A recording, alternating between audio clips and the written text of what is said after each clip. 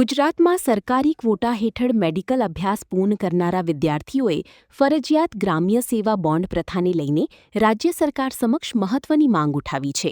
Medical student એસોસિએશને રજૂઆત કરીને મહારાષ્ટ્રની જેમ બોન્ડ પ્રથા નાબૂદ કરવા અથવા તેમાં વ્યાપક સુધારા કરવાની માંગ કરી છે. હાલમાં ગુજરાતમાં સરકારી ક્વોટા હેઠળ એમબીબીએસ પૂર્ણ કરનારા વિદ્યાર્થીઓ માટે 1 વર્ષ ગ્રામ્ય વિસ્તારમાં સેવા આપવી ફરજિયાત છે. આ માટે ગ્રેજ્યુએટ વિદ્યાર્થીઓને 20 લાખ રૂપિયા અને પોસ્ટ ગ્રેજ્યુએટ વિદ્યાર્થીઓને 40 લાખ રૂપિયાના બોન્ડની જોગવાઈ છે. મેડિકલ સ્ટુડન્ટ એસોસિએશનનું કહેવું છે કે રાજ્યના અનેક પ્રાથમિક આરોગ્ય કેન્દ્રો પીએચસી અને સામુદાયિક આરોગ્ય કેન્દ્રો સીએચસીમાં બોન્ડ સેવા માટે પૂરતી જગ્યાઓ ઉપલબ્ધ નથી. પરિણામે ઘણા વિદ્યાર્થીઓની સમયસર પોસ્ટિંગ મળતી નથી અને તેમનો કિંમતી સમય બરબાદ થાય છે. વિદ્યાર્થીઓનું વધુમાં કહેવું છે કે ગરીબ અને મધ્યમવર્ગીય પરિવારો માટે 20 લાખથી 40 લાખ રૂપિયાની બોન્ડ રકમ ખૂબ જ ઊંચી છે, જેના કારણે આર્થિક ભારણ વધે છે. આથી મેડિકલ સ્ટુડન્ટ એસોસિએશને રાજ્ય સરકારને રજૂઆત કરીને મહારાષ્ટ્રની જેમ ગ્રામ્ય બોન્ડ પ્રથા નાબૂદ કરવા અથવા વિદ્યાર્થીઓના હિતને ધ્યાનમાં રાખીને તેમાં જરૂરી સુધારા કરવાની માંગ કરી છે. હવે સરકાર આ રજૂઆત પર શું નિર્ણય લે છે તેના પર વિદ્યાર્થીઓની નજર મંડાયેલી છે.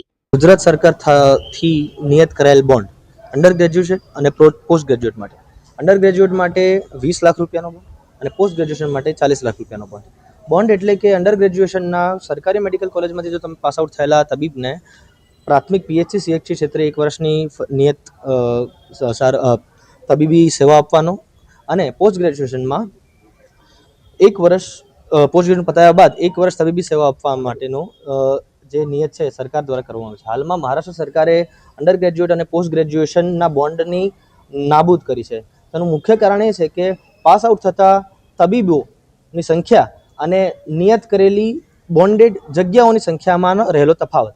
તો હાલમાં ગુજરાતમાં પહેલાં કરતાં બમણી સંખ્યામાં અંડર ગ્રેજ્યુએટ અને પોસ્ટ ગ્રેજ્યુએટ દર વર્ષે બહાર આવી રહ્યા છે અને સામે જે બોન્ડ બજાવવાની જે જગ્યાઓ છે એમની લિમિટેડ સીટ્સ અને લિમિટેડ જગ્યાઓ, તદુપરાંત બોન્ડેડ ઓર્ડર મળવામાં થતી વિલંબતા અને બોન્ડેડ નોકરીની જે જગ્યાઓ છે એની અનિશ્ચિતતાનો સમયકાળ આ યુજી અને પીજીના વિદ્યાર્થીઓને ભવિષ્યની પરીક્ષા માટે તૈયારી કરવા માટે એક વિલંબ બની રહ્યો છે.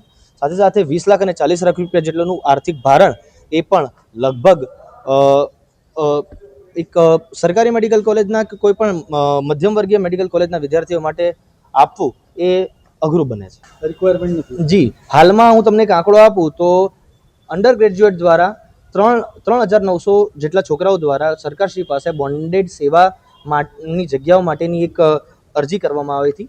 તો તેમાંથી માત્ર 1,400 થી 1,500 જેટલા તબીબોને જ બોન્ડેડ સેવા માટેની જગ્યાઓની ભરતી મળી. તો 50% કરતાં વધારે ડૉક્ટરો એમની ભરતીમાંનો રાહ જોઈ રહ્યા છે. એટલે મોટાભાગે આ બોન્ડેડ સેવાઓમાં તકલીફ એ જ પડે છે કે બોન્ડેડ સેવાઓ મળવા માટેનો વિલંબ, જો મળે તો તેની અનિશ્ચિતતા, ને આ બધી અનિશ્ચિતતાઓ જો પાર કરીએ તો બોન્ડ ભરવા માટેની કિંમત એ 20 લાખ અને 40 લાખ જે યોગ્ય ન ગણાય.